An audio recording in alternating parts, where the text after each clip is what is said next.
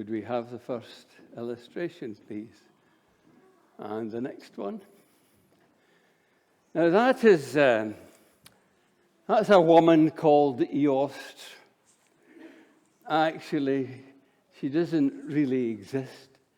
That's the pre-Christian goddess of the spring.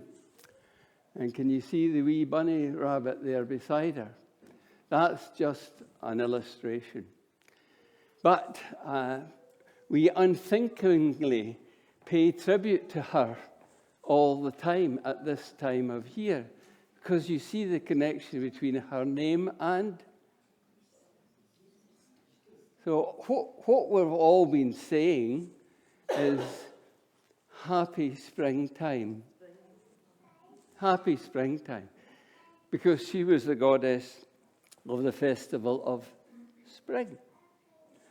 And all the chocolate eggs and all the rest of it, we're actually, even we who are supposed to be Christians, we can't find the words to say Happy Resurrection Day.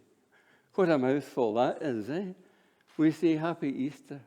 All the shops are full of stuff. It's even on the television news from time to time. Easter. And that's what it's about. It's about her. And the background is the non-Christian Spring Festival, which goes back, it goes back 600 years before Jesus. And they rolled eggs then and painted them then as well. So these things about the eggs, the egg is an ancient non-Christian symbol of new birth, of course. The Easter bunny never existed. And people like to have a festival of the springtime, which you can understand. But we never, ever changed the name.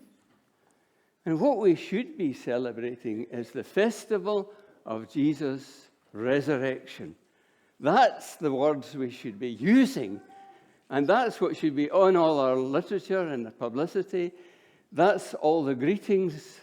I know it's harder to say, but I would love you to stop saying Happy Easter and say just say, cut it short, Happy Jesus Resurrection Day, or Happy Festival of Jesus Resurrection, because that's what it's really about. And see how he gets marginalized still on his day of resurrection.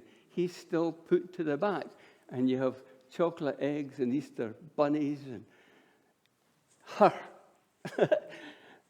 A mythical goddess. Could we have the next? You know who that is? Aye, that's right. Do you think he's a real person? No. Did somebody say yes? And the goddess of the spring and Dobby are of the same character and quality.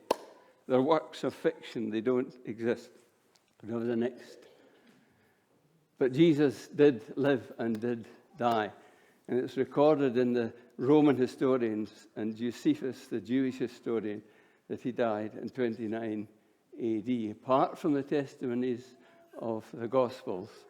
So he was a real person. He wasn't like her, and he wasn't like Dobby. He was a real person, documented in human history. The next picture, please.